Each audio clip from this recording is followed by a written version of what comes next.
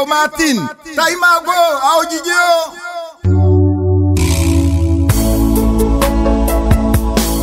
Awaye Kome,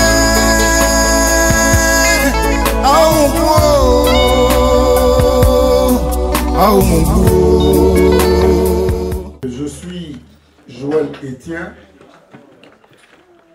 journaliste de profession, observateur de la vie politique ivoirienne, républicain patriote, défenseur des causes et porte-voix des sans-voix. Je suis Agni de Bongwanou,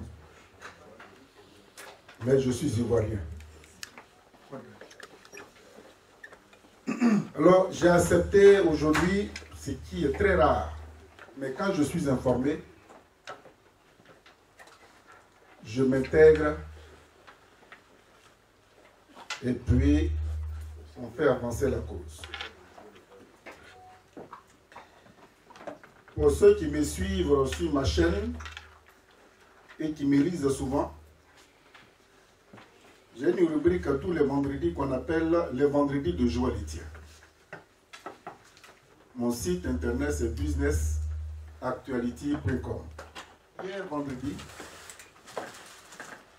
j'ai été tellement scandalisé par une de vos sœurs qui aujourd'hui est dans le gouvernement de M. Ouattara.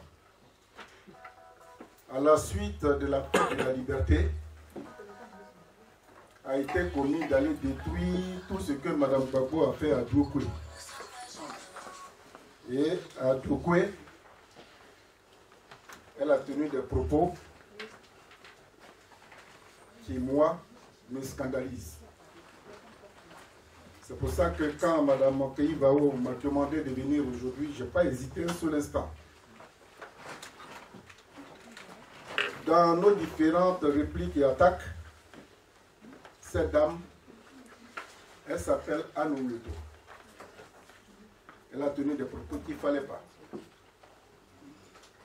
Comment en un jour ou en 2 jours, près de combien de personnes meurent pour faire asseoir des dictateurs? Et j'ai été scandalisé de voir que c'est une des victimes qu'on envoie aller défendre les bourreaux. Alors, je suis là aujourd'hui en tant que journaliste et en tant que républicain. Mais j'ai déjà répondu à Mme Anne Ouleto. Elle m'a répondu pour me dire que ce n'est pas un génocide, mais c'est un crime contre l'humanité. J'ai dit Alléluia. C'est l'expression que j'attendais. Donc c'est pour ça que vous avez envoyé Gbagbo, Laurent et Blé Goudi en prison. Ils sont sortis acquittés. Et jusque-là, le phare se promène sur les criminels. Et je suis heureux que vous qui êtes dans le gouvernement de Ouattara, vous nous demandez de ne plus parler de génocide, mais de parler de crimes contre l'humanité. Mesdames, Messieurs, chères victimes, parents de victimes, chers confrères journalistes,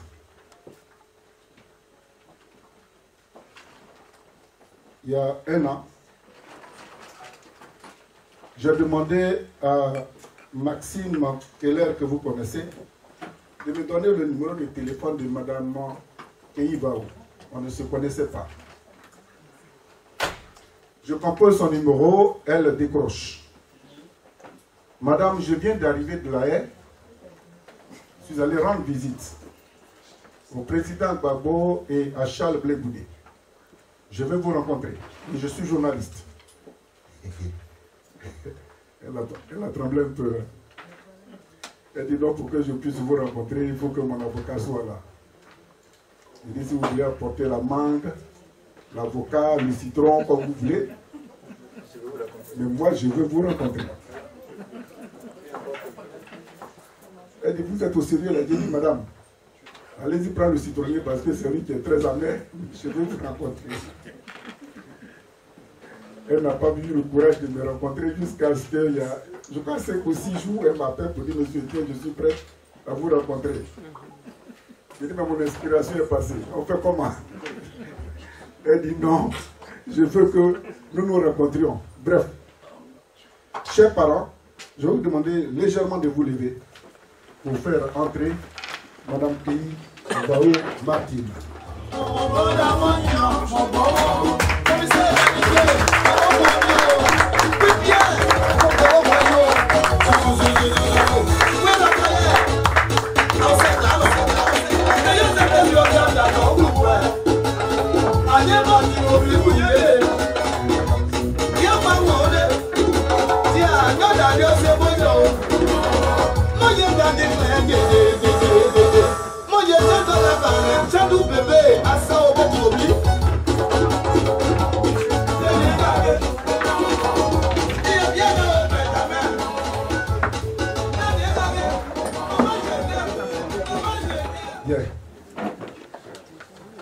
En même temps, je vais vous demander de vous lever encore. Nous allons consacrer une minute de silence en mémoire de tous ceux qui sont tombés sous les balles de nos génocidaires. Silence, on se lève.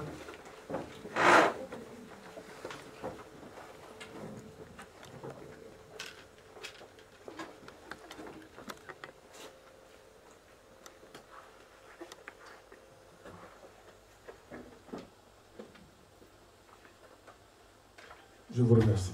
Merci.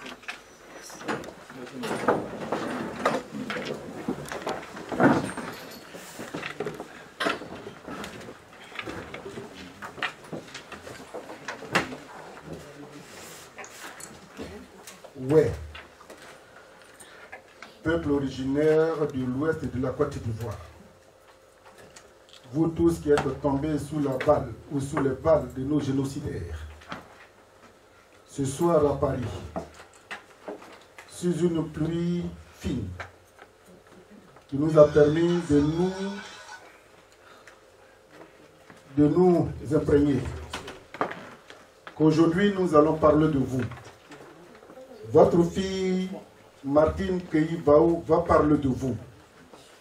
C'est la 3e fois que votre fille Martine Keyi Baou a chargé l'injustice qui vous a emporté violemment et ignoblement dans l'inexorable comportement de nos dignitaires aujourd'hui qui sèment la dictature, qui masquent leur carence de la violence. Alors, nous vous implorons cet après-midi, sur les bords de la Seine, afin que de par votre présence spirituelle, vous inondez l'esprit de votre sœur, de votre fille, qui aujourd'hui se sent tellement victime et ne peut pas rester chez elle. Elle a demandé que les journalistes viennent. Nous sommes venus. Avant de lui passer le micro, on vous a observé une minute de silence. Avant de vous passer le micro, sachez que nous tous ici, pour ceux qui sont victimes, ceux qui ne le sont pas, nous sommes solidaires pour que ceux qui vous ont donné cette mort non voulue, demain, ils soient rattrapés, jugés, et que là où vous êtes, vous vous sentez vraiment à l'aise. Je voudrais que vous applaudissiez Keyi Baou. À qui je donne le micro. Chers compatriotes, amis de la Côte d'Ivoire, mesdames et messieurs, je vous salue.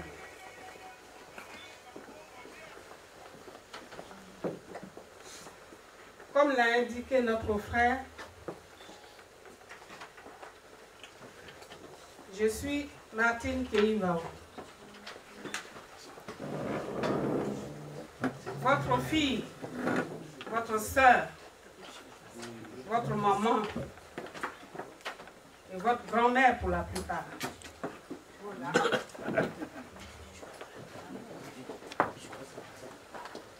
Ouais, gloire, frère. Aose. Nous sommes en bout, nous sommes en Bloa da dao da bodia de mo pense. Aose gwembu. Aose. Nos compatriotes ivoiriens, africains, européens d'ici et d'ailleurs qui nous suivent, je vous salue. Je vous salue de vous être déplacés sous cette pluie aujourd'hui, de vous mobiliser chez vous, où que vous vous trouvez. Tous ceux qui ont jugé utile de suivre cette conférence et qui le feront plus tard, au nom du peuple ouest, vous avez toute ma gratitude. En effet, je suis Martine Keïvao.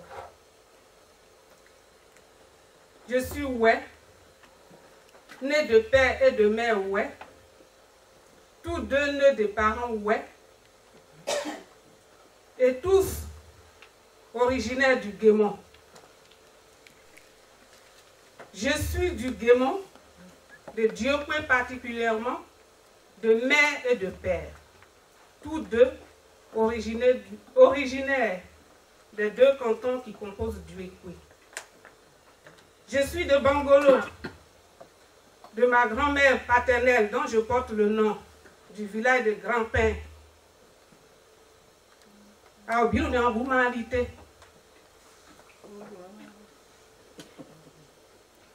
Je suis originaire de Bangolo, de par ma grand-mère maternelle.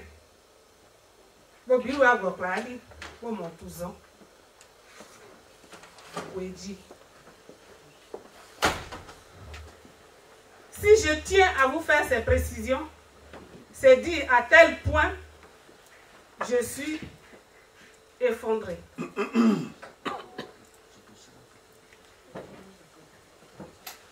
J'ai quitté la Côte d'Ivoire depuis l'âge de 15 ans.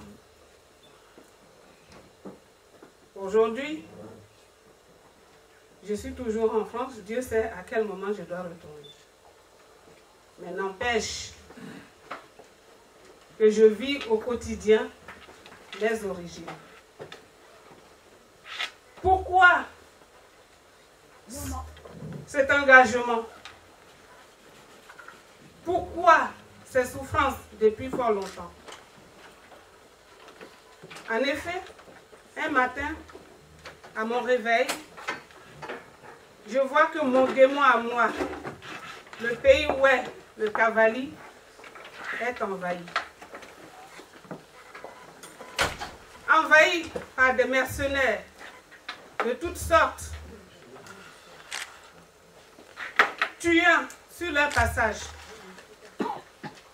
violents sur leur passage, massacrant tout ce qu'ils trouvent comme âme, détruisant nos maisons, plantations et tout ce qu'il y avait qui représentait un peuple oué.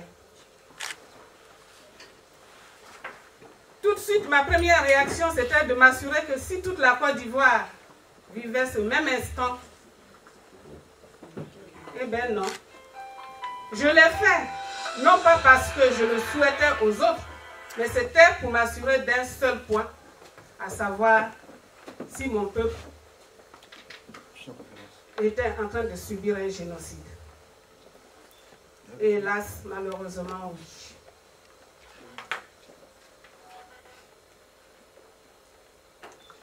C'était uniquement le pays ouest qui était ciblé. Pour quelle raison? Je l'ignore encore, raison pour laquelle je tiens à avoir justice pour ce peuple. Peut-être que nous avons tort, peut-être que nous avons raison, mais on ne peut pas se juger. Alors, j'ai jugé utile pour moi de réclamer justice. Et voilà pourquoi nous sommes ici ce soir pour vous expliquer notre démarche. À ma gauche, vous avez Henriette Oulassé, qui est la représentante de Solidarité Ouest au Royaume-Uni. Elle a fait ce déplacement pour la conférence. Elle est de Bangolo. À ma droite, c'est le doyen Toué Robert. Il n'est plus à présenter pour la plupart d'entre nous ici. Moi, je ne comprends pas. Hein. Il est de Djokwe, plus spécialement de Glody, un des villages inactifs de Djokwe. À l'extrême droite, c'est mon tonton. Comme quoi, même si j'ai des petites filles, j'ai aussi des grands-parents. Voilà un peu la table.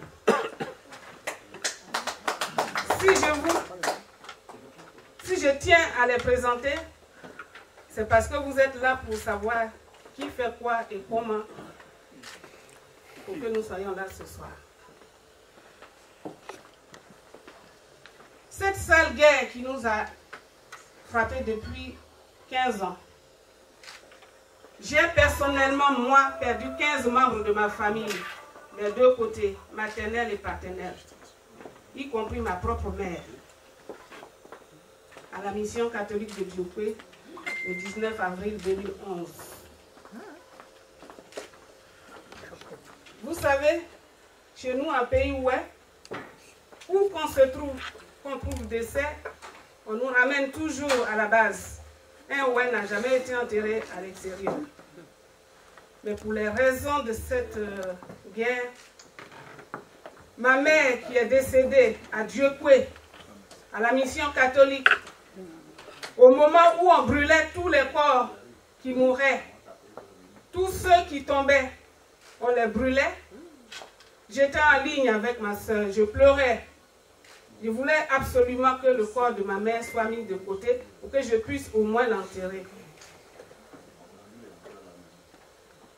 Les agents de l'ONUCI stationnés devant la mission pour assurer soi-disant la sécurité des ouais ne voulaient rien savoir et m'ont exigé de payer 300 000 francs.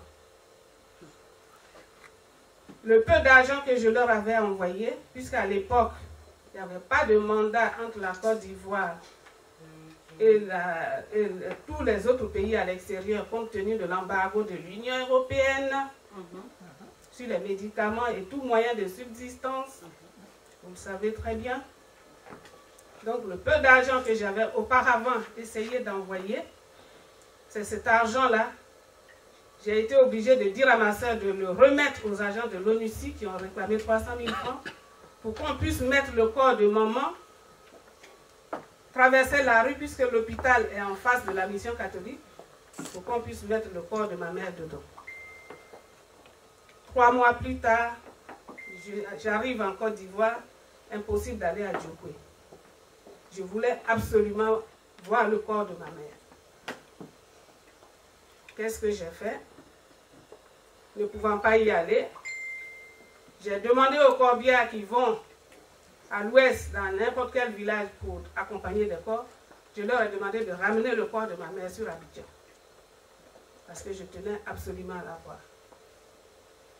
C'est ainsi que ma mère se repose aujourd'hui à Williams.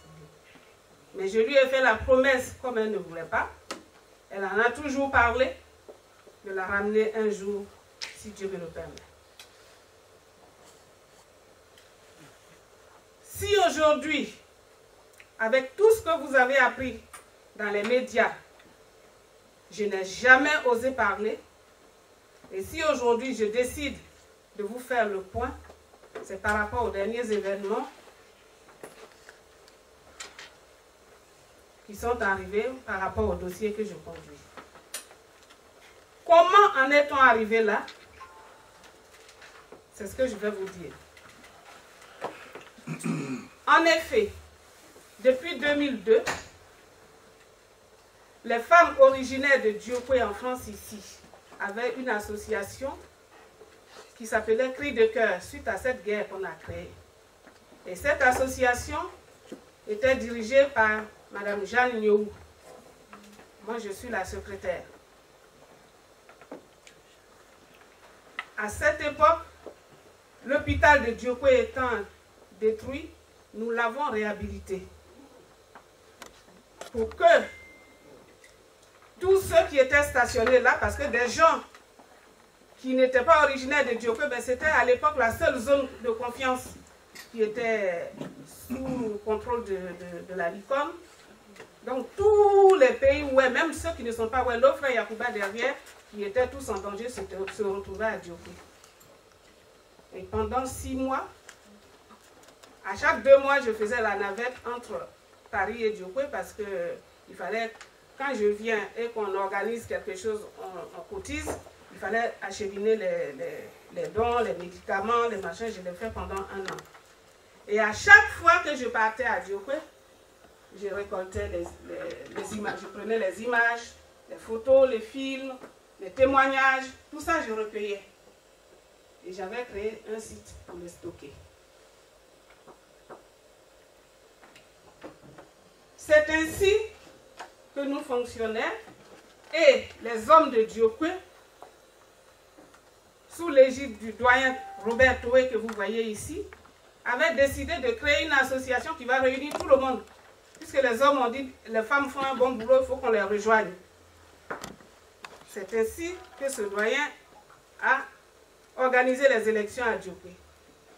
Et j'ai été élue en tant que présidente de Diokwe pour tout le monde en février 2010. Après mon investiture en mai, et comme les élections se préparaient au pays, dans mon entendement en moi, l'ARDEF s'est réuni.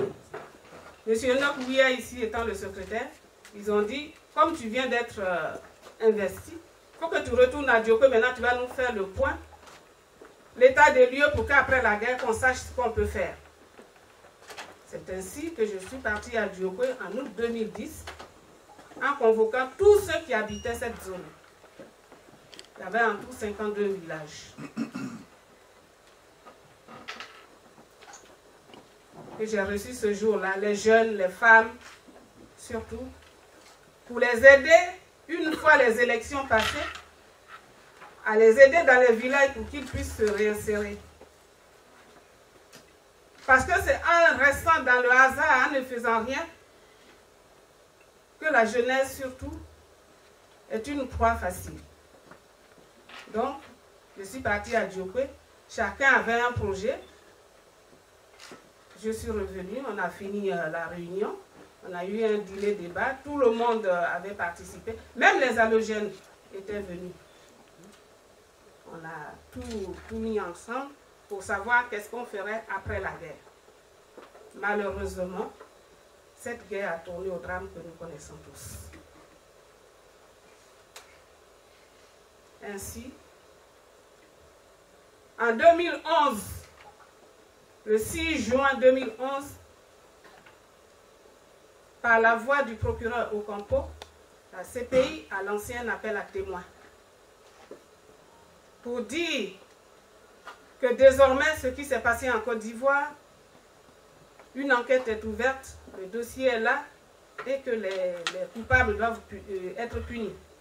La CPI a mis son nez dans l'histoire et qu'ils ont demandé à ce que toutes les victimes qui ne sont pas comprises dans le dossier qu'ils ont, qu'elles se manifestent, et ils avaient donné 1 mois pour répondre. C'est ainsi qu'en ma qualité de présidente de Diokwe, qui venait d'être élue, j'ai répondu par ma voix à l'appel de ce pays au nom de l'ARDEF que je dirigeais. C'était simple pour moi puisque j'avais tous les dossiers sous la main depuis 2002. Donc j'ai réuni tout ça et je suis partie déposer à la CPI.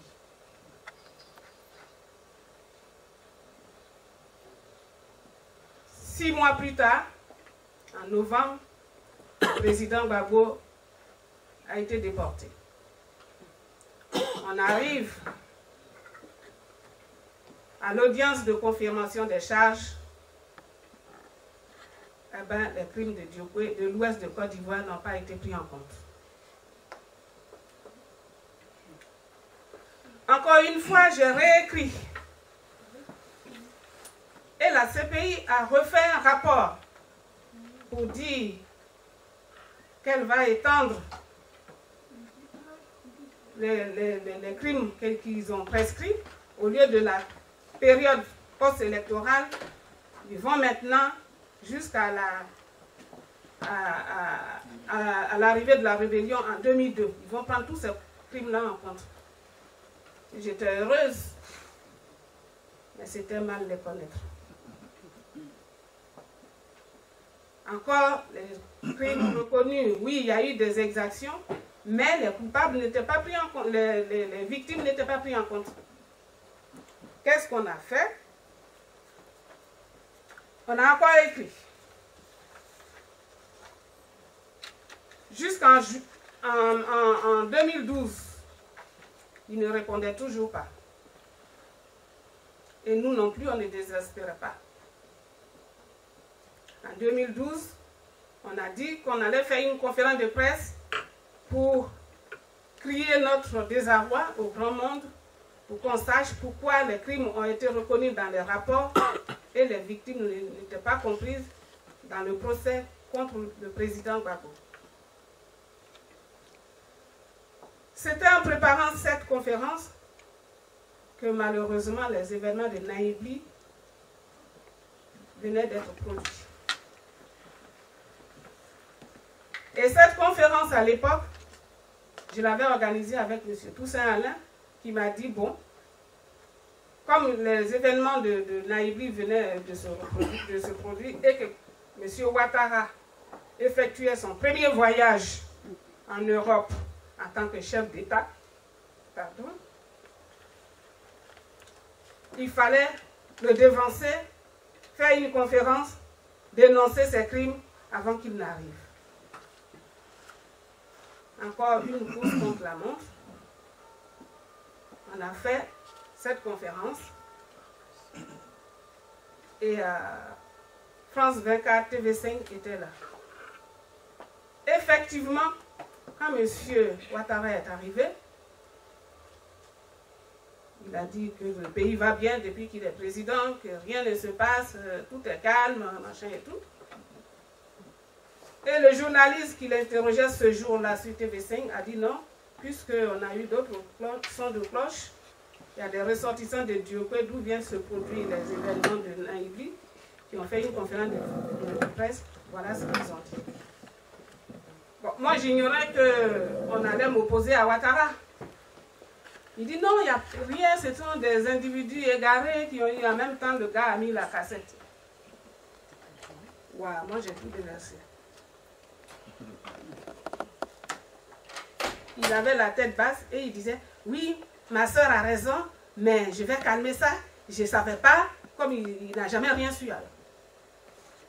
Il ne savait pas, quand il va arriver, il va prendre des dispositions. Des mesures. Et quand il est arrivé, les mesures qu'il a trouvées, c'était une chasse à l'homme. Depuis ce jour, je suis identifiée comme non grata en Côte d'Ivoire. Il n'est plus jamais remis les pieds. Vous savez, un pays où quand tu perds un parent, c'est au bout d'un an que tu fais ton deuil. Depuis 2011, moi je porte encore mon deuil. Parce que tant que je ne retourne pas, je ne peux pas le faire. Donc cette conférence avec notre prise avec Ouattara sur TV5 a fait le tour du monde. C'est ainsi que tout le monde a commencé à s'intéresser à l'histoire. On a même écrit avec l'avocat qu'on avait à l'époque, c'était Maître Bénard, c'est un Français. On a écrit au Quai d'Orsay, on a écrit au Parlement pour avoir une enquête parlementaire.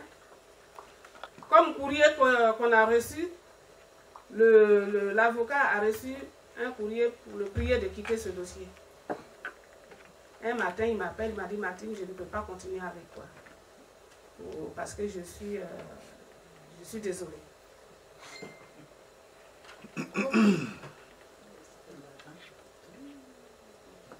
Et on était là. C'est ainsi qu'à ma grande surprise, quelqu'un m'a approché. Il me dit, Martine, je vais te donner un coup de main, où tu en es avec ton dossier. J'ai dit, tout est prêt, tout est à la cour, on écrit toujours.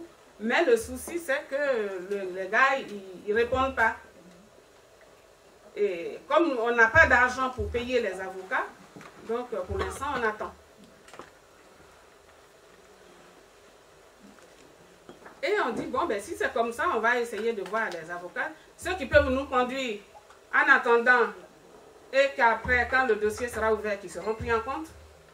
Parce que quand j'ai écrit à la cour pour dire qu'on n'a plus d'avocat, ils voulaient me proposer un avocat. Et on n'a pas voulu. Parce qu'on s'est dit que quelqu'un qu'on va prendre comme ça à la volette, qui ne connaît pas le pays, qui ne sait pas, on ne connaît pas son opinion, peut-être qu'il va dire le contraire de ce qu'on pense. Donc, on préfère prendre nous-mêmes un avocat qui, quand le dossier sera accepté par la cour, et qui prendra en charge, parce qu'ils m'ont assuré qu'une fois la procédure ouverte, les avocats seront pris en charge. Mais en attendant, vous vous démerdez parce que l'affaire n'est pas ouverte chez nous. C'est ainsi que cette personne m'a demandé d'aller voir Maître Abiba. Ma première réaction a été non. Je ne sais pas, j'ai dit non, parce que ce dossier est trop lourd. Et en plus, elle défend la première dame. Les gens à la CPI, ils vont faire confusion, on va dire que oui, c'est eux, c'est machin, et puis ils vont le mettre de côté. Donc ils vont faire un amalgame, c'est pas la peine. La personne a mis 3 mois pour me convaincre. Donc, en février 2015, j'ai été voir Maître Abiba. Elle a accepté le principe, mais on a fait une convention d'honoraires. Dans la convention, chaque victime doit payer 7,50 € son dossier.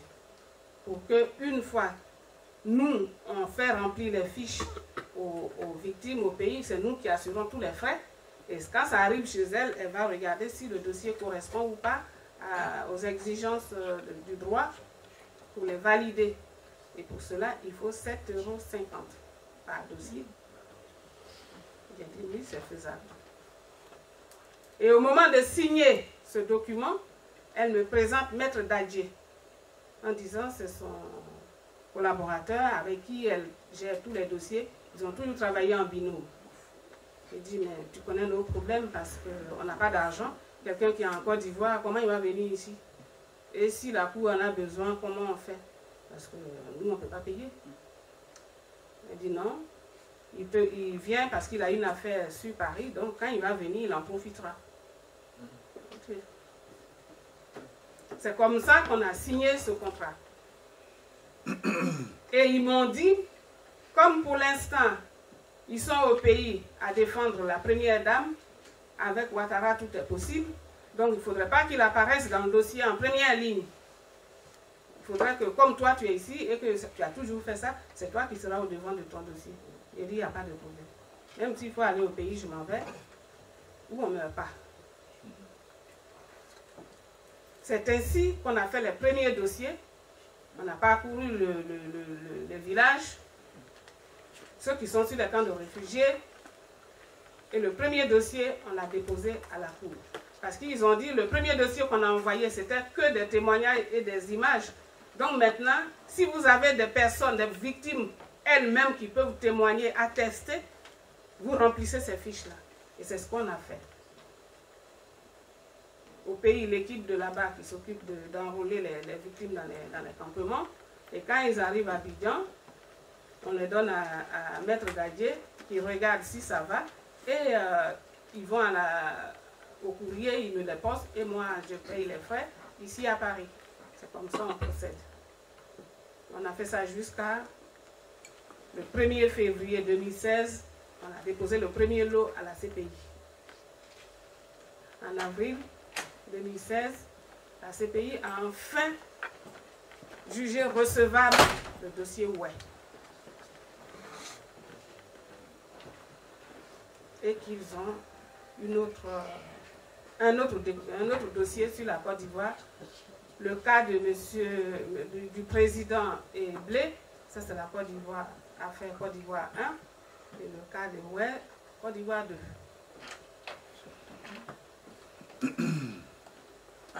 Quand ce dossier a été validé, en juin, j'avais rendez-vous avec Maître Abiba, je partais à son bureau. Elle me présente quelqu'un que je trouve là-bas, du nom de Demba Traoré, que je n'ai jamais vu. Demba Traoré, pour moi, c'était un client qui avait rendez-vous avec elle. Donc, j'étais dans la salle d'attente.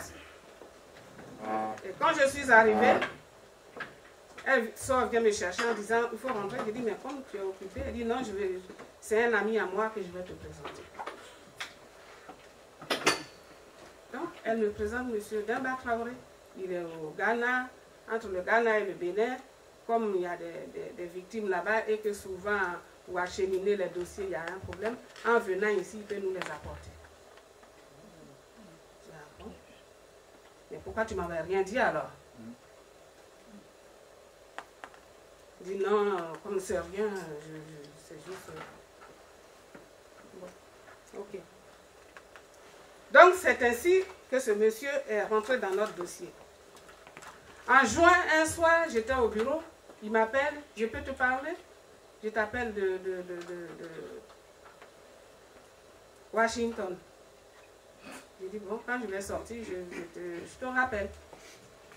Il m'appelle, il me dit, oui, comme Solidarité ouais, est représentée aussi aux États-Unis, puisque tous les membres de cette organisation, qu'on a créé ensuite, en plus de Solidarité ouais, de l'ARDEF, parce que quand le premier dossier est sorti, tout le monde a commencé à s'intéresser.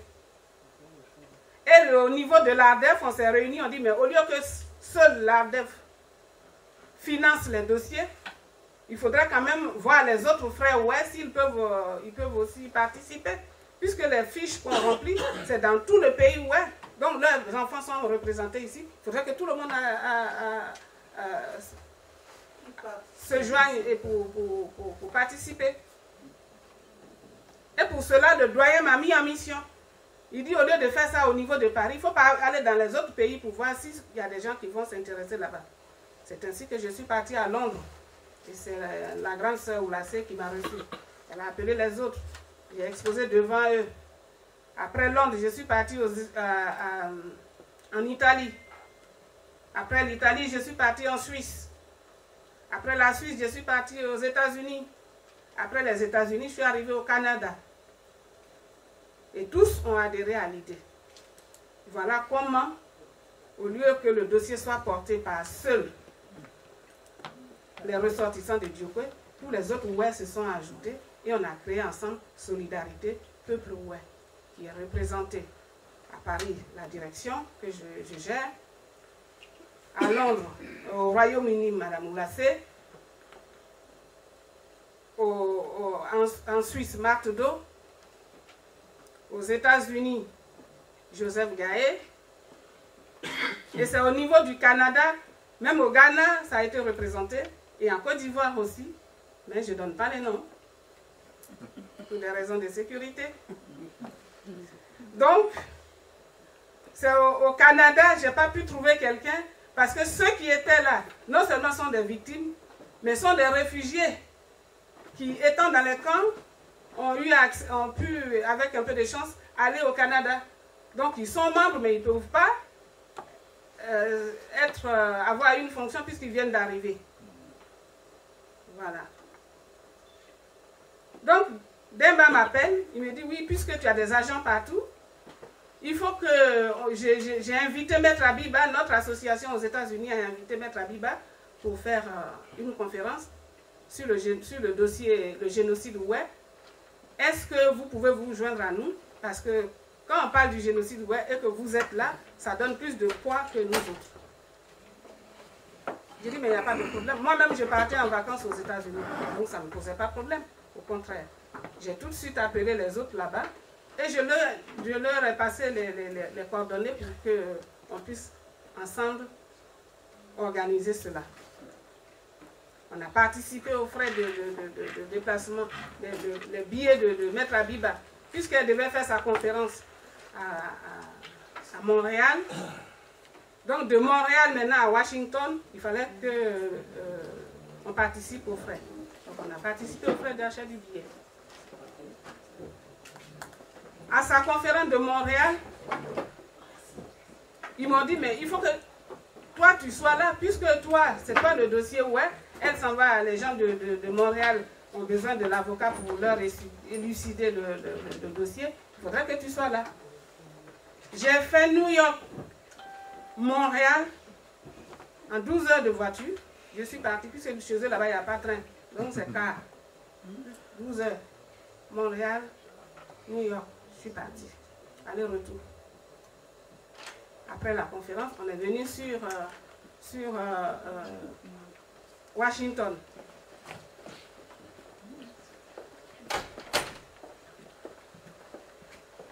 On a fait la conférence.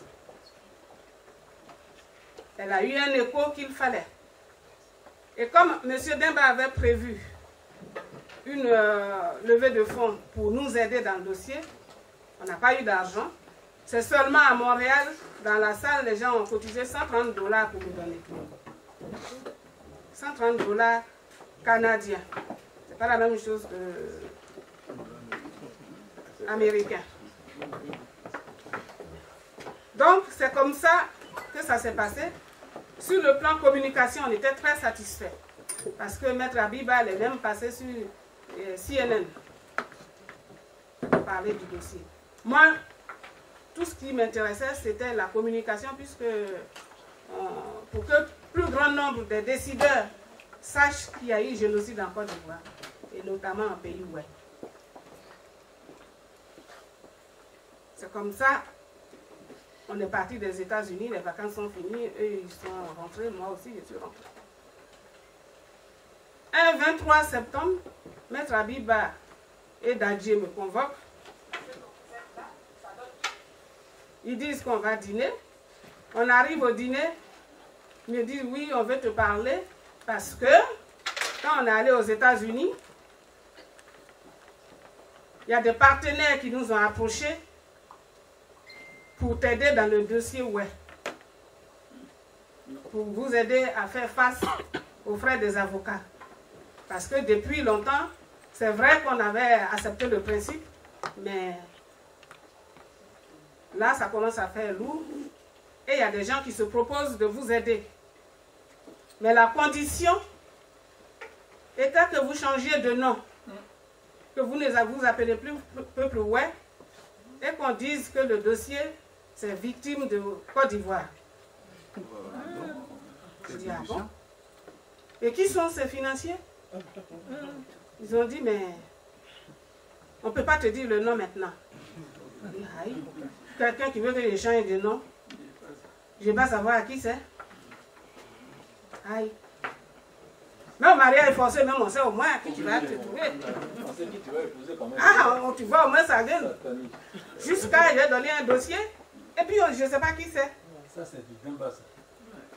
Elle dit, tout ce qu'on te demande, c'est de créer une nouvelle association qui sera du droit américain, que tu vas digérer, que tu vas diriger, avec vraiment digérer, hein, que tu vas diriger, et on ouvre un compte, on met l'argent, toi tu géreras que l'argent, nous on gère le côté judiciaire. J'ai dit, oui, bravo. Moi je ne comprends même pas un mot anglais. Même France où je vis, le droit français là même je ne maîtrise pas. Jusqu'à je vais ouvrir compte association droit américain et je vais changer de nom. Le pays là où on vend ta tête en une minute sans que tu t'en rendes compte. Et je deviens quoi? On dit mais t'occupes pas du reste, nous on gère. Je dis non, ça là c'est trop fort. Je ne peux pas. Je ne peux pas le faire. Mais comment tu ne peux pas le faire? Tu as bien créé Solidarité, ouais, non? Je dis, mais qui est, ouais, tu vas vendre ma tête là-bas? On se connaît. Et ceux qui ont créé Solidarité, ouais, sont des victimes. Elles-mêmes qui se sont mises ensemble. Donc je ne peux pas créer une association avec des inconnus. Je ne peux pas. Tout de suite, le mercure a monté. J'ai dit, en tout cas, moi, je ne peux pas. Abiba m'a dit, mais tu ne peux pas quoi? Tu penses que nous, on vit d'amour et d'eau fraîche? J'ai dit, non, on ne vit pas d'amour et d'eau fraîche. Mais moi, je ne peux pas non plus. C'est tout. Elle dit, mais non seulement tu n'as rien, on veut t'aider, et c'est toi qui as des principes. Si vous, là, ouais, vous étiez une communauté importante, on n'en serait pas là. J'ai dit, ah d'accord, c'est une affaire comme ça. Ah ben c'est que tu ne vas pas être là alors. Parce que moi, je ne crée rien. Quels sont tes partenaires? Et d'ailleurs, nous, on n'a pas une société. On a une association de victimes. Victimes d'un génocide planifié par Dramane Ouattara et Guillaume Soro contre des Ouais pour vider notre territoire et le repeupler par leurs parents. Tu m'as bien comprise?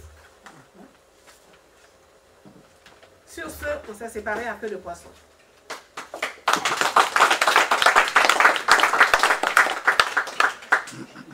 Et c'est là les ennuis ont commencé.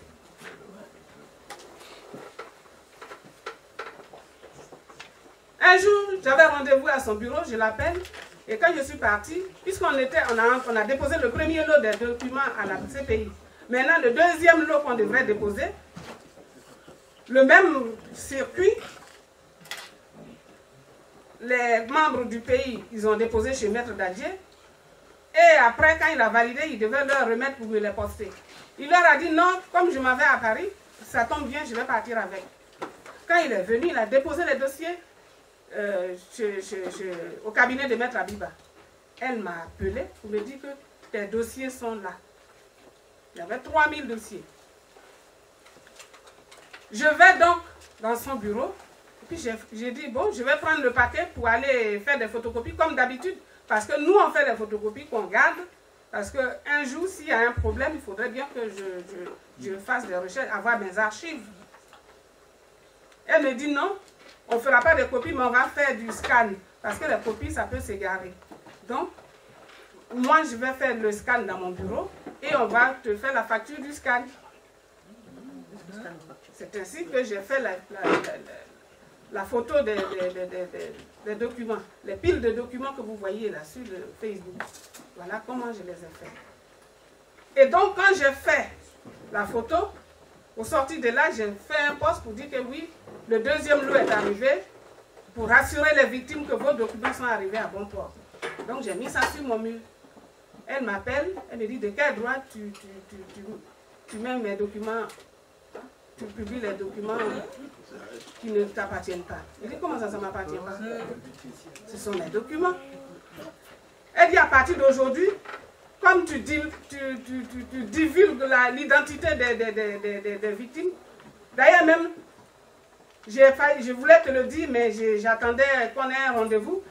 La CPI te soupçonne en disant que tu travailles pour Babo, donc ils ne veulent plus te voir dans le dossier.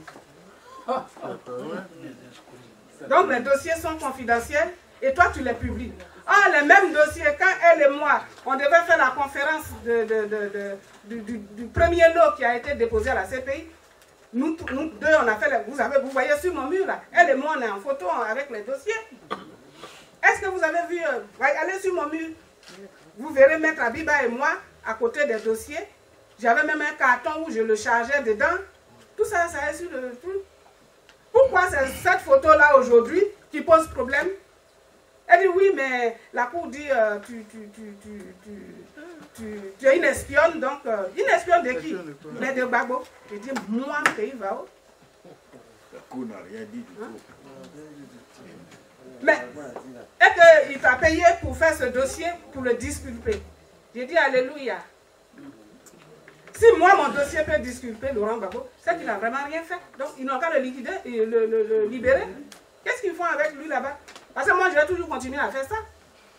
Tant que je n'ai pas justice, nous, on va continuer toujours à inonder la cour de dossier.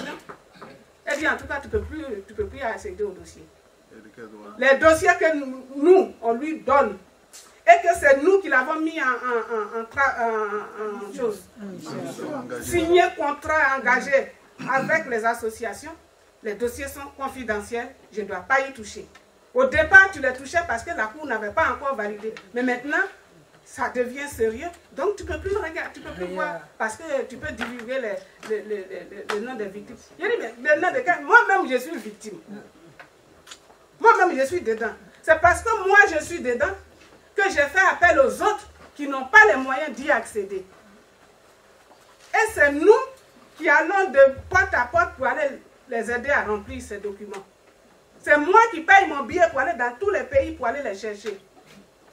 Donc, avec ou sans document, là, je sais ce qui se passe dedans. Bien entendu.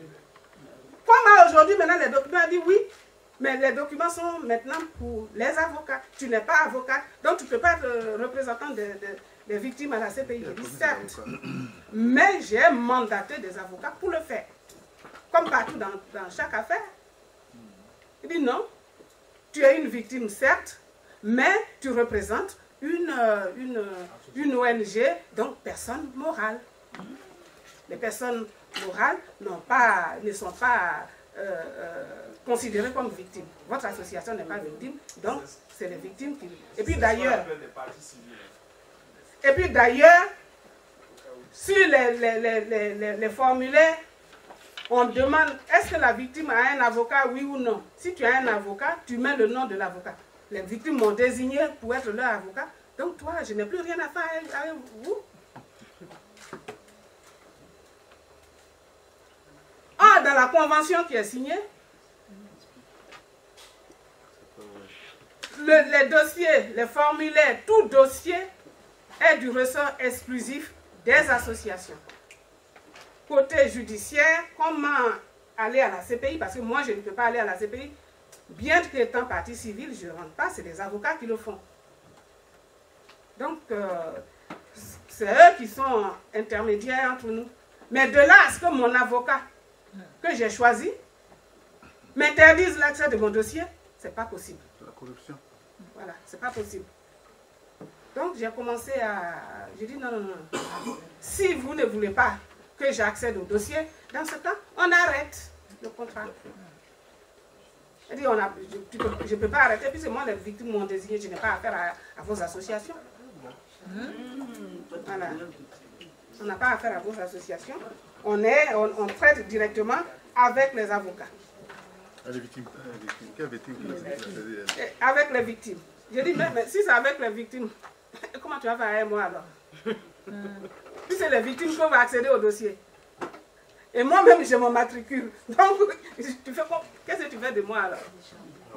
Ou bien, tu vas me dénier encore mon droit de victime? Aïe. Ça là, il y a problème. Donc, c'est dans ces là nous sommes. Un jour, et pourtant, son ami Demba est toujours dans le dossier. Lui, il vient, il est avec elle, il va fouiller les dossiers. Je dis, mais pourquoi Demba est dans le dossier? Elle dit, non, Demba, comme il veut nous aider. Je dis, ah, donc ton partenaire, là, c'était Demba qui voulait. Donc c'est Demba Traoré, qui demande à Kei Vao de ne pas accéder au dossier de Ouais. Ouais, bravo. Donc c'était lui le fameux Demba. C'est pour ça que toi tu étais ici. Elle dit non, non, non, il n'a jamais accédé au dossier. Comme je n'ai pas de preuves. Ok. Et les histoires ont commencé. J'ai convoqué une réunion et au cours de la réunion, on a décidé, en AG, de mettre fin au contrat de Maître Abiba et M. Dadje.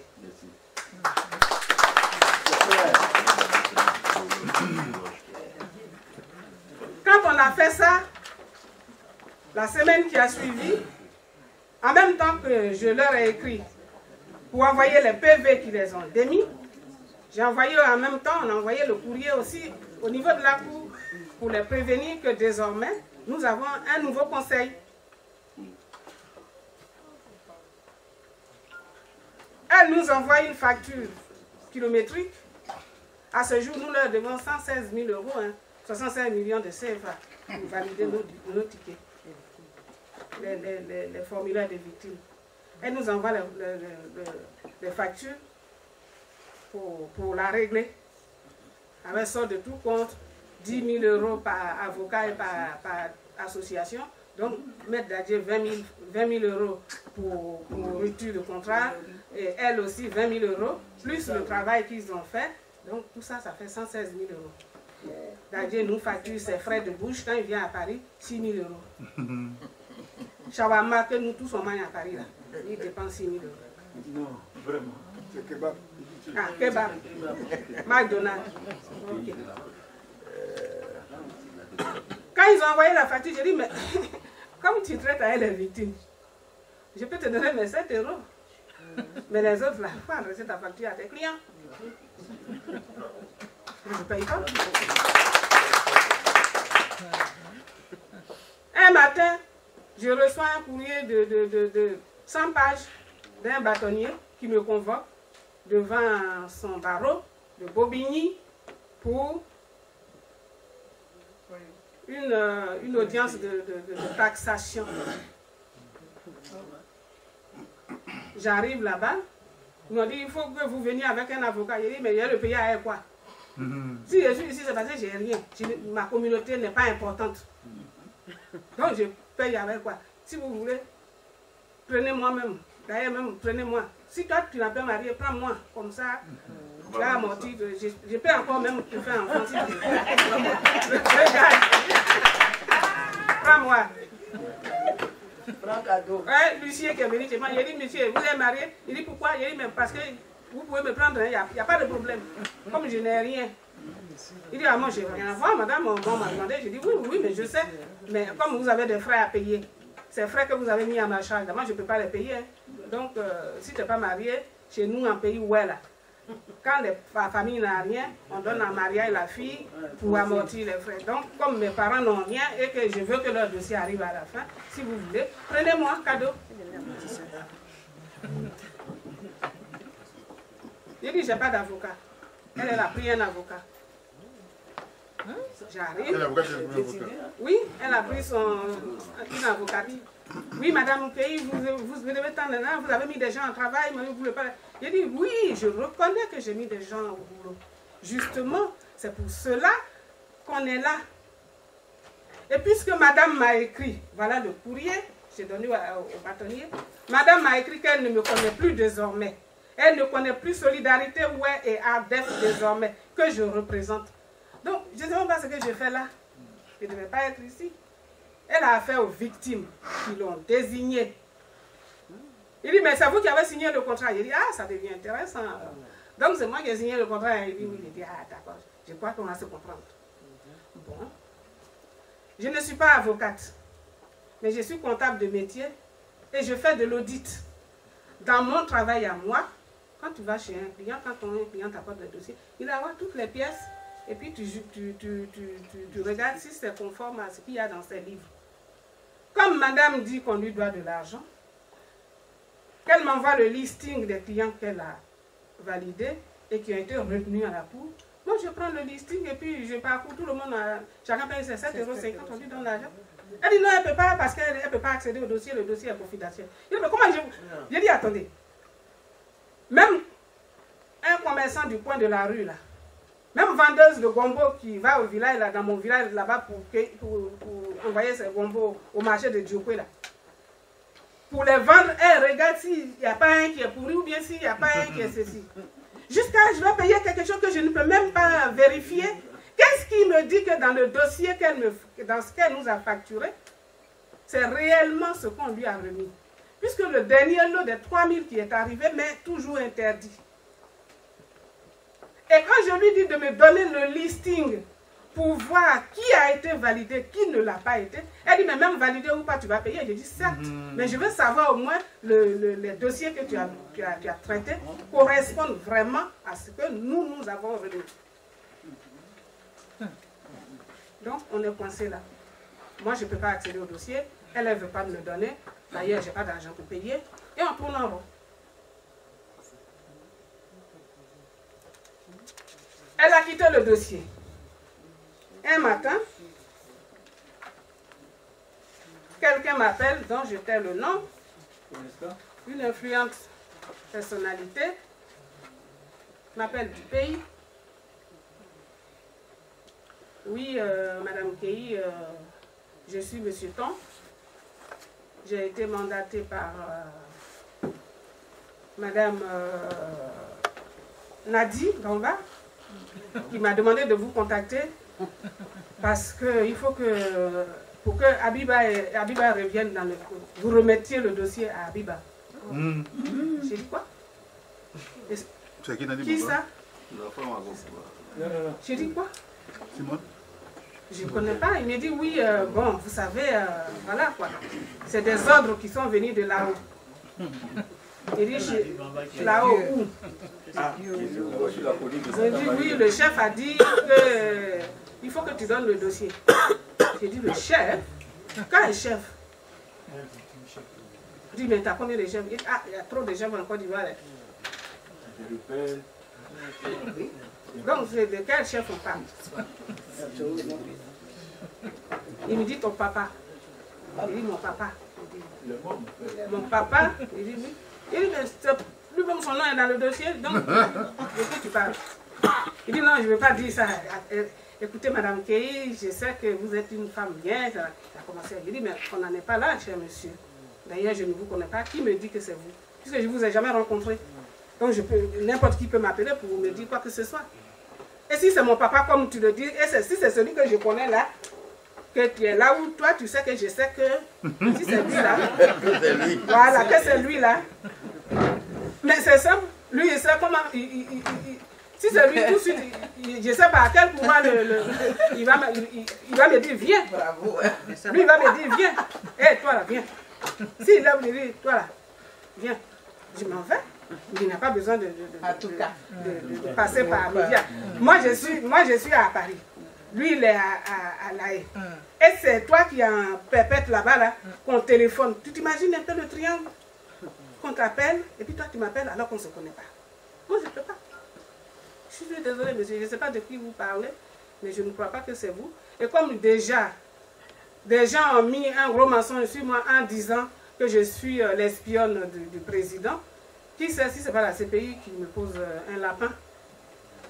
Il dit, mais le numéro que j'ai appelé là, c'est du 225. Il dit, mais le 225 là, il y a le bureau du procureur qui est représenté en Côte d'Ivoire. Cher monsieur, de quoi on parle là? Ça, c'était en septembre 2017. Et depuis ce jour, je ne dors pas. Un jour. Même vous avez vu mon diapoto sur Facebook. Hein? Que Demba Traoré a mis sur Facebook, on détient le dossier des ouais. Si tu ne fais pas attention, on va mettre tout ce qu'on sait de toi. On va mettre ça au grand jour. Il dit ah bon? Toi tu sais quelque chose de moi? Il dit oui. On sait que dans chaque ville que tu passes, tu as un amant. Et puis elle est libre. Il y a un amant parisien, amant new-yorkais, amant londonien, il dit bravo. Mais j'ai la côte moi. Mais pendant ce temps, toi tu étais où? Ou bien ça ne marche pas? Chez toi, là, ça ne fonctionne pas. Si j'ai un amant à New York, toi, tu es à Washington, là, ça m'éviterait des frais d'hôtel.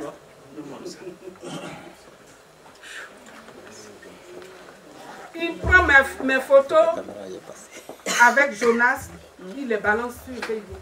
Et il les relie par un virus où il y a ma photo avec des films porno. Oui! Ça y est sur son... Allez, tu es c'est là que j'ai fait un post. Je me suis bien maquillée, j'ai fait une photo ce jour-là, puis j'ai mis sur Facebook. J'ai dit, tu sais, un pays où on marie femme pour payer, pour prendre femme, pour marier garçon là. Si tu as un frère qui n'a pas de femme, toi fille là, on te prend, on te donne à quelqu'un là, lui il débourse l'argent, et puis le garçon va se marier. Comme il s'agit de dossiers ouais là. Même si tu veux, même tourne le film porno et puis mets ma tête dedans. Moi, je sais que mon corps est tranquille chez moi ici. Fais tout ce que tu veux. Pour avoir un il faut qu'il y ait un monsieur. Si j'ai des amants, c'est que je suis ta femme. Et si moi, ta femme, je me balade dans chaque ville pour avoir un amant, c'est que toi, tu as un problème. Donc, il faut chercher encore. Ça, là, c'est ma pommade. Ça, c'est ma pommade. Troisième personnalité encore m'appelle. Le même discours. Et vous savez, quand vous avez des enfants qui sont têtus, ne les corrigez pas, hein, ça aide parfois. C'est parce que moi, je suis née de nature têtue qu'aujourd'hui, là, j'ai pu tenir pour être devant vous. Tout ce qu'il dit là, je m'en fous. Oui, on va te tuer. Je vous ai dit qu'il y a 15 membres qui sont partis le même jour, plus ma mère. Donc aujourd'hui où je suis là, si moi j'arrive là-bas, là, c'est que je suis heureuse. Ou on ne meurt pas. Moi je m'en fous. Si c'est la mort là, j'ai déjà 2 enfants. J'ai même une petite fille qui a 1 an, qui est ma photocopie d'ailleurs. Donc où est mon problème? Si je meurs là, mon papa dit il faut laisser, l'homme laisse des traces. J'ai déjà 3 traces. Et ils vont se reproduire. Donc, à nous aller. Si c'est la mort là, c'est que vous n'avez rien vu. Notre ami de l'autre côté, dans le gouvernement, eux, ils envoyaient des gens. Il y a une menace là, eux, ils ont fait, ça n'a pas marché. Un jour, même, eux-mêmes, ils envoient des gens pour venir me chercher. Où on me proposait même 500 000 €. J'ai donné mon livret, mon relevé bancaire. Il dit, quand mon virement va passer là, je vais aviser. Jusqu'à aujourd'hui, je n'ai rien eu. Et mon gars en est témoin. Donc, je n'ai rien eu de ce côté-là. Maintenant que vous voulez que c'est comme ça, on n'a qu'à aller. Oui, le président a choisi les avocats pour suivre le dossier, ouais, et puis qu'il ne veut pas donner le dossier. J'ai dit, mais le jour où vous rédigez votre facture là, vous avez oublié que le président il a allé là-bas. Pourquoi vous ne l'avez pas envoyé là-bas? C'est chez moi que vous l'avez envoyé ici, non? Lui, il vous met en mission. Et c'est chez moi que vous envoyez la facture. Il y a un problème. Ou bien si vous êtes convaincu que c'est du chantage, mais ça ne marchera pas. Président que moi je connais, le Koudou Babo là, qui est resté sous les bombes pendant 2 semaines pour un problème de principe. Si lui aujourd'hui va vous déléguer pour dire à Kei Vao, elle n'a qu'à donner son dossier parce qu'il veut que ça soit celui-ci, dites-lui que sa relève à assurer. Parce que jamais je ne donnerai ce dossier. Et l'homme dont vous parlez là, il ne peut même pas se lever pour dire que on n'a qu'à donner le dossier de ouais à quiconque pour le faire. Au moment où je m'attendais le moins, un de mes doyens m'appelle. Que Willy Blas venait de l'appeler pour aller le rencontrer, pour l'aider à aller voir les autres doyens de Paris, pour me désavouer. Désavouer d'abord au niveau des associations, m'enlever, pour que on donne le dossier à Abiba, parce que Nadi dit ça coûte des milliards. Je dis, ah d'accord. Si tel est vrai, pourquoi elle ne m'appelle pas? Je parle au conditionnel, je dis si c'est réellement ce que vous dites, tous ceux qui viennent vers moi là, si c'est vraiment le président qui les envoie pour me dire à moi de vous donner le dossier, tant qu'eux-mêmes ils ne me convoquent pas pour aller devant chez eux pour le dire là, c'est que tout ce que vous dites là, c'est autre chose. Moi je ne le fais pas.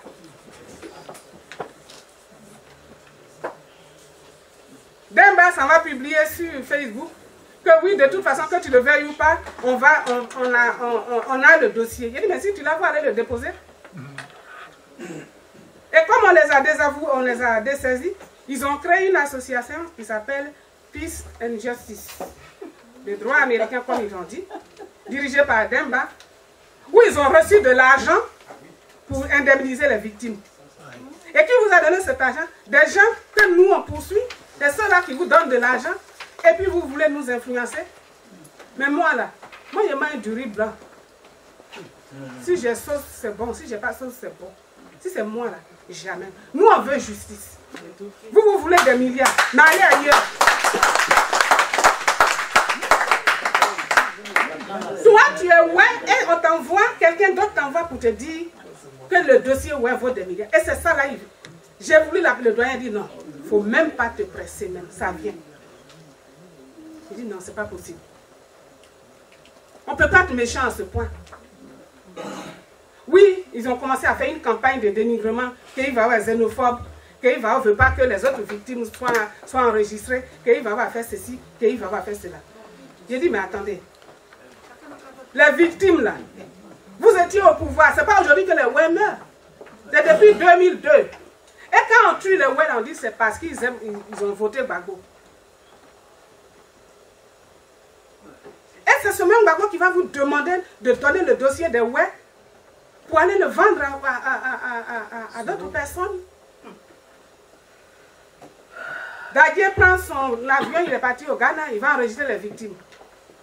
Et comme Dieu fait les choses, il a publié sur Facebook un communiqué, selon lui, émanant de Simone, qui l'autorise à enregistrer des victimes à la CPI. Et c'est ce dossier-là, ce courrier-là. C'est Simone qui gère la CPI. Ah, quand la CPI, les gens ont vu, et c'est ce courrier-là qu'ils ont dit que, madame, excusez-nous, on s'est trompé sur votre compte. Ceux qui travaillaient pour l'autre camp, c'était vraiment ceux qui ont posté ce courrier. Vous n'êtes plus concernés. Voilà comment ils ont arrêté leurs enquêtes sur moi. Donc, comme quoi, le malheur est bon.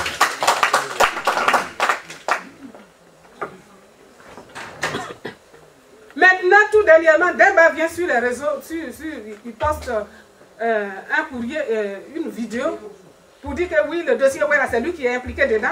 Que si on veut s'adresser à quelqu'un, on n'a qu'à s'adresser à lui. Il ne faut pas en parler de quelqu'un d'autre. Ah, ça, c'est un problème, ça. Il y a quelque chose que ça cache. Et je dis, bon, ça ne me concerne pas. Si mes détracteurs viennent se dénoncer, ça, c'est une bonne chose. Pendant ce temps, le 15 janvier 2019, le bâtonnier me répond enfin pour me dire, madame, je suis le nouveau bâtonnier, l'ancien est parti, je viens d'arriver et je vais étudier votre dossier et je vous reviens dans 3 mois. J'ai dit ok. Dans 3 mois là, au bout d'1 mois, un matin j'étais en voyage, je reviens, mon fils me laisse un courrier d'un huissier venu de Pontoise, un jugement venu de Pontoise, par lequel on met en liquidation nos associations pour impayer par Maître Abiba. Association, c'est elle qui gère l'association. c'est pas une société? Association. On lui doit de l'argent, on ne paye pas. Et je prends mon téléphone, j'appelle le greffe. On dit, il y a eu un liquidateur qui a été désigné, vous l'appelez. J'appelle le liquidateur, il me dit, oui, j'ai reçu, je vous ai demandé vos relevés bancaires, je vous ai demandé ceci, patati et patata. Il dit, mais madame, vous êtes où même? Elle dit, je suis à Pontoise. Il dit, mais moi, je suis, et vous? Je dis, je suis à Paris. Elle dit, mais comment ça se fait, votre dossier est arrivé? Il dit, c'est la même question. J'allais vous poser. L'association n'a pas d'adresse là-bas. L'association est immatriculée à Paris. Kei Vao habite à Paris. Maître Abiba est à Bobigny et l'affaire est devant le bâtonnier de Bobigny. Par quelle alchimie un jugement vient de Pontoise pour dissoudre nos associations pour impayer à Abiba? Faussaires, des manipulateurs, des criminels, toujours. Le lendemain, je me pointe au greffe. On me dit, oui, le greffier, il est en audience. Il dit, bon. Et la dame, vous êtes son assistant, il dit, oui, voilà un jugement venu de chez vous. Elle me dit, votre adresse, je donne celle de Paris. Elle dit, mais non, vous avez une adresse ici. Je dis, non, je n'ai jamais. Je dis, vous avez mis, depuis 7 h du matin, j'ai pris le train pour vous chercher. Moi, je ne connais pas ici. Il dit, mais comment ça se fait alors? Il dit, ah, vous allez me dire ça. Tous les gens là maintenant aux grèves sont sortis, mais oui, mais c'est pas de chez nous. Mais allez voir à Versailles. Il dit, moi-même, Vaomatine, fille de mon père. Moi, j'ai allé à Versailles. Vous cherchez quoi? Quand vous avez, vous-même là, quand vous envoie, si je venais chercher cas de séjour ici, vous allez me rapatrier, non? Parce que je ne suis pas d'ici. Et pour me juger, vous ne vous posez pas de questions, vous finissez de me juger et vous me demandez maintenant où moi j'habite. C'est quoi ça? On dit, mais quand même, comme la date de votre non, date pour faire opposition est épuisée, donc allez à Versailles. Ou bien appeler le greffier, il est en audience. Le lendemain, j'appelle le greffier, on dit il est en vacances un mois. En France, là, on est en vacances un mois, en plein boulot. Un greffier. Je dis, ah bon. C'est une manipulation. Donc, nos associations sont en voie de disparition parce que Maître Abiba et Demba Traoré, selon eux, sont mandatés par le président Gbagbo pour qu'on leur remette le dossier. Et comme on n'a pas remis qu'on leur doit de l'argent, on va disparaître. Les Ouais meurent parce qu'on dit, on les massacre parce qu'on dit qu'ils sont pro-Gbagbo. Et c'est les mêmes Ouais là que Gbagbo va leur demander de traumatiser parce que eux ils n'ont pas le dossier Ouais pour les défendre. Seigneur Jésus. J'ai dit bon, si c'est comme ça, je vais appeler l'opinion publique internationale. Tout le monde va savoir au moins de quoi on va mourir. Le liquidateur dit, moi madame, c'est la première fois que je vois ça. En principe, c'est vous qui allez faire cette démarche parce que vous devez de l'argent. Comme c'est trop, vous ne pouvez pas payer. Vous faites ça pour éteindre votre dette.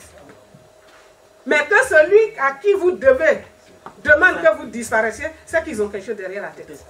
Et c'est quelque chose derrière la tête là, c'est ce que je mets au grand jour. Si jamais nos associations s'éteignent, c'est du fait de Demba Traoré et Abiba, selon eux, de la part du président Gbagbo. C'est pour ça que j'ai choisi les médias, pour que le président entende. Si c'est lui qui a envoyé, selon eux, son entourage, pour nous torturer, à défaut d'être mort, pour nous éteindre, il doit le savoir. Parce qu'on utilise trop son nom. Gbagbo a dit, Gbagbo a fait ça, Gbagbo a fait ça. Donc je suis venu devant lui là, pour qu'il entende. Puisque c'est eux qui sont devant la porte, on ne peut pas rentrer là-bas. Pour qu'il entende si réellement il a fait ça, et que les Ouais aussi prennent acte. Parce que trop c'est trop. Trop c'est trop. Je sais qu'il y a des Ouais qui sont pourris parmi nous. Selon l'actualité, ça s'est passé devant tout le monde. Notre sœur Ouloto, elle dit qu'il n'y a pas eu génocide en pays Oué parce qu'elle elle est vivante. Et encore pour se corriger, elle dit qu'il y a eu des massacres. Mais il n'y a pas de génocide. Crime contre l'humanité, mais ce n'est pas génocide. Quelle est cette nuance? Cette nuance, c'est que il y a un truc qu'elle ne maîtrise pas. C'est une méconnaissance de la langue française. Peut-être, si j'étais à côté d'elle, j'allais lui expliquer en guéré. Si elle comprend en guéré. Comme ça, elle allait bien comprendre. Et lui-même, et je lui donne un conseil en même temps. Si elle a des lacunes et qu'elle a un mot qu'elle ne maîtrise pas bien, sur son téléphone, il y a Google. Elle tape le mot, on lui donne toutes les explications. Comme ça, au moins, ça va éviter beaucoup de choses. Génocide et extermination. Extermination, génocide, crime de grande ampleur. Soro même qui a dit que lui, c'est lui le père de la rébellion. Tout récemment, il a fait une vidéo pour dire que c'est lui qui a envoyé Sam Bokari chez nous. Et qu'il a reconnu ce qui s'est passé. Et qu'il en serait désolé. Et elle, qui est née, qui est sortie des entrailles des ouais, elle dit que oui, c'est un problème que les gens politisent. C'est vrai, elle n'a que le mot politique en tête. Parce que pendant qu'on mourait là, elle défendait son portefeuille au golf par des services entre guillemets. Donc elle défend son poste pour service rendu. Je la comprends. Mais ma chère, génocide là, ça veut dire crime de grande ampleur, crime contre l'humanité, dirigé vers un peuple bien déterminé, comme ton patron Ouattara l'a décidé là. Il n'aime pas les ouais, donc il les cible. Quand ils trouvent une femme enceinte avec Soro, ils lui disent éventrez là, on va voir dedans, si le bébé là est garçon, parce que ceux-là, quand ils vont grandir demain, ils vont nous pomper les nerfs. Voilà pourquoi ils éventrent les femmes enceintes. Et quand c'est comme ça, là, on dit c'est génocide. Tout ne s'arrête pas aux promotions canapé. Quand tu accèdes là, il faut te cultiver un peu à côté. Ça va servir. Mais ce n'est pas possible. C'est inconcevable. Et le drame, c'est qu'elle n'est pas seule. En 2013, c'est devant tout le monde ici, Méambli a nettoyé la place de Naïmbli. Soi-disant, il va y construire des logements sociaux. Quand j'en avais parlé là, toutes les injures du monde pleuvent sur moi. Oui, c'est parce que tu aimes Méambli comme il te refuse là, c'est pour ça. C'est pour ça que tu es contre lui. Comme toi, un ouais, avec ce qui s'est passé à Naïmbli là, quelqu'un te dit on va construire des logements sociaux, alors que tout Diokwe a été rasé. Zaboubile là, il n'y a aucune maison. Pourquoi ne pas construire là-bas? C'est Naïmbli là, ils ont vu. Maintenant qu'ils ont rasé tout, qu'il n'y a plus de preuves, ils viennent. Là, il est assis maintenant, il est content. Là, il vient d'avoir une nouvelle voiture, il est heureux. Encore, nos chefs sur lesquels on compte, en 2016, ceux-là encore ont signé chez le sous-préfet des papiers pour venir toucher, je ne sais pas combien de millions là on leur a proposé. 10 millions. 10 millions. Et puis ils vont faire des libations pour qu'on déterre les corps qui sont, les forces communes qui sont à la mission au carrefour de Dieu. Ça ne marchera jamais, jamais, jamais, jamais, jamais. Et si cela ne suffisait pas, les mêmes chefs encore tout récemment, vous avez vu, ils ont décoré Soro là, avec des rameaux, Robloemo, Anomo. Vous vous rendez compte? Et 2 jours encore là, tous nos élus, nouvellement élus là, ouf, RAIDP.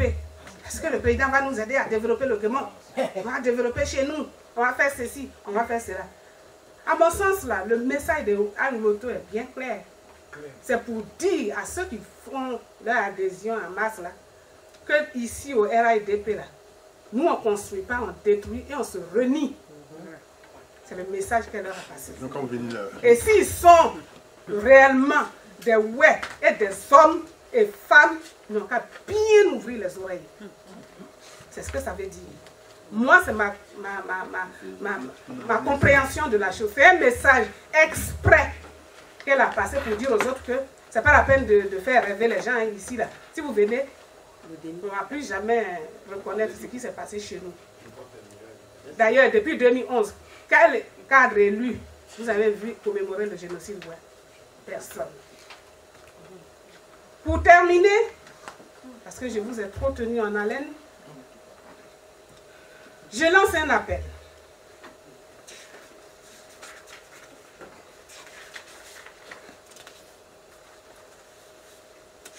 Et cet appel s'adresse en premier lieu à mon papa, le président Gbagbo. Depuis des lurettes, des gens utilisent son nom pour faire n'importe quoi. Et jusque-là, pour des raisons que vous savez que je sais, il ne peut pas réagir.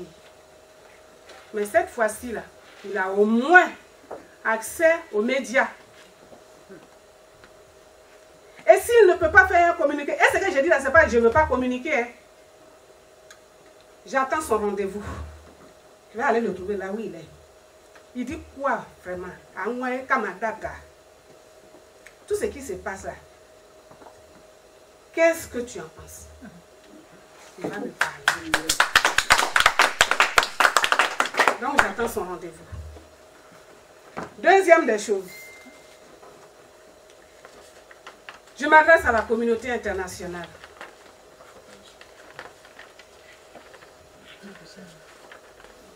Je sais ce qui s'est passé. Vous savez ce que je sais que vous savez.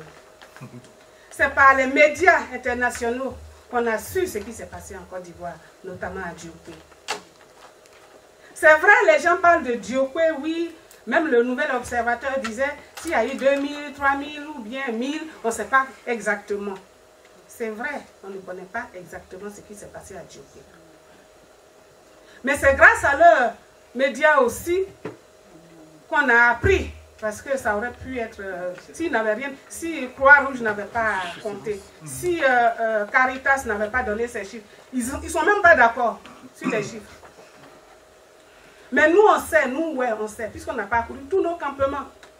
À ce jour, depuis 2002, dans le pays ouest, du nord au sud, de l'est à l'ouest, nous, avec toute la documentation que j'ai, on a enregistré 50 000 personnes. 50 000 personnes. Et ces documents, lors des enquêtes avec la Cour, on les a fournis. Et ces personnes, aujourd'hui, personne n'en parle. Tous ceux qui en parlent, c'est d'aller leur remettre le dossier pour qu'on ait des millions, des milliards, je ne sais quoi, pour nous indemniser. Certes, l'indemnisation, d'accord, mais nous voulons la justice. La justice, c'est rien que la justice. Aujourd'hui, on n'a plus de pays. Moi qui vous parle, j'arrive en Côte d'Ivoire, je dis, je ne sais pas où dormir parce que toutes les maisons sont cassées. Ils sont pleins dans les camps de réfugiés. Et on signe un document qu'on ne respecte même pas, comme quoi on a fait une amnistie. Quand ils vont arriver au pays, là, ils vont rester où? Tous nos campements, nos forêts sont occupées. Et tant qu'il n'y a pas de justice, ces gens-là se réjouiront toujours. La preuve, nos enfants même qui sont avec eux ne s'en occupent pas. Et ça fait plus de presque 10 ans, on chante la réconciliation et ça ne marche pas parce que des gens sont meurtris, sont blessés dans leur chair et ils garderont pour longtemps les stigmates de ce conflit. Sans justice, que Dieu viendrait notre beau pays.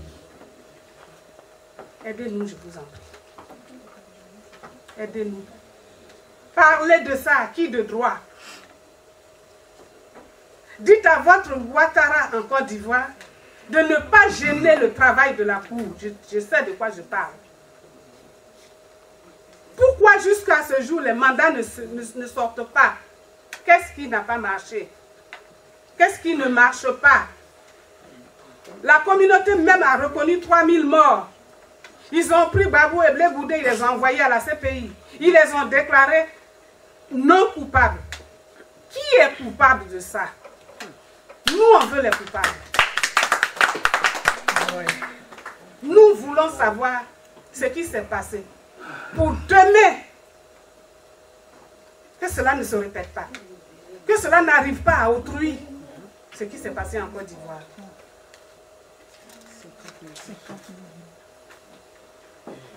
Voilà pourquoi, chers frères et sœurs, j'ai fait appel à vous par le biais de la presse pour porter au-delà de ça notre voix, nos souffrances. Depuis 3 ans, j'ai gardé le silence pour éviter beaucoup de choses. C'est pour ça que je veux rencontrer mon papa. Je veux le voir. Pour les victimes et pour les survivants.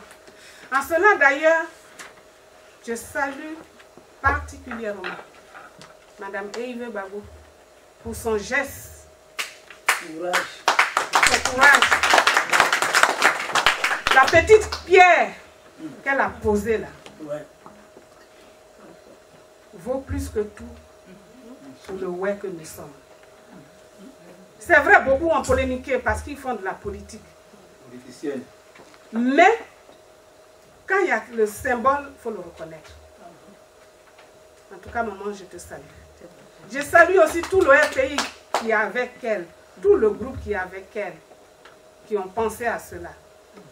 Et j'espère que d'autres groupements, que ce soit politique, civil, ou quoi que ce soit, leur emboîteront le pas pour que ce dossier soit entendu par tout le monde.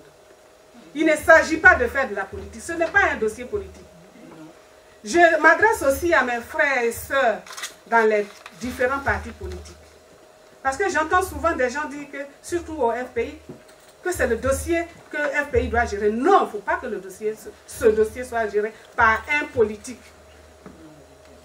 Parce que tout ce FPI va prendre pour juger, lui il va négliger l'autre, et puis RDR va prendre, il va négliger, voilà, l'auto qui renie, voilà, PDCI va prendre, ils vont juger ça selon leur appartenance. Il faut quelqu'un qui n'a aucun compte à rendre à qui que ce soit pour que ça marche. Parce que nous ne voulons rien d'autre que la justice et rien que la justice. Je vous remercie.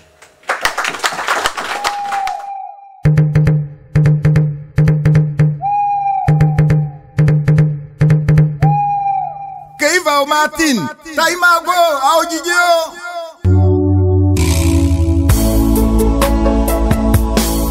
Awaye kome, aumuku,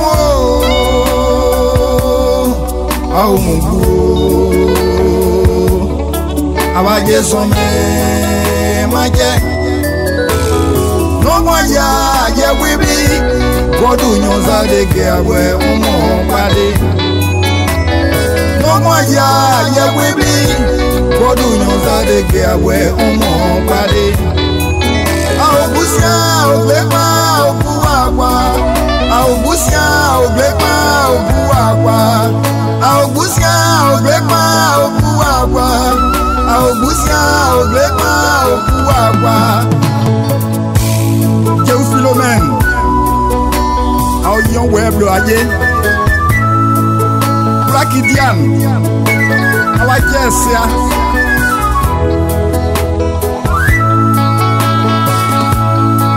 Aye o, nyatwi seni o, bugwa bugwa o, asenya kwenbe, we yo noina, bonyo dweme, odiada waswe, omo nyarba na dalwa banyanga.